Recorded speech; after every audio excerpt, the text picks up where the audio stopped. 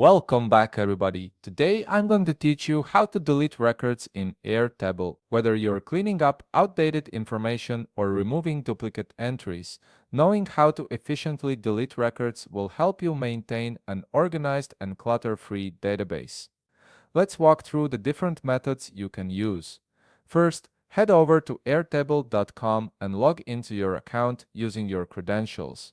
Once you're logged in, you'll land on your Airtable homepage where all your bases are displayed.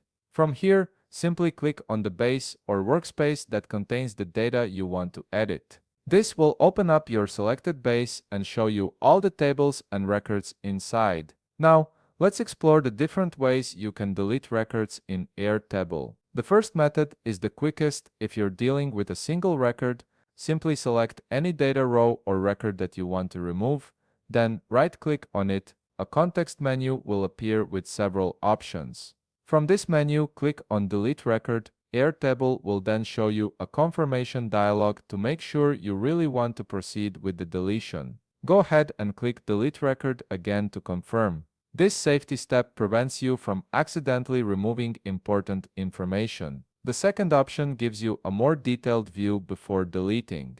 If you hover your cursor over a specific record, you'll notice an expand icon appears on the left side of that row. Click on this expand icon and it will open up the full record view, showing you all the fields and information contained in that entry. Once the record is expanded, look toward the top of this view where you'll see three dots representing a menu. Click on those three dots and a drop-down will appear. From there, select Delete Record. This method is particularly useful when you want to review the record's details one last time before removing it permanently. Now, if you need to delete multiple records at once, Airtable makes this process straightforward as well. On the left side of each record, you'll see a checkbox. Click on these checkboxes to select multiple records that you want to delete.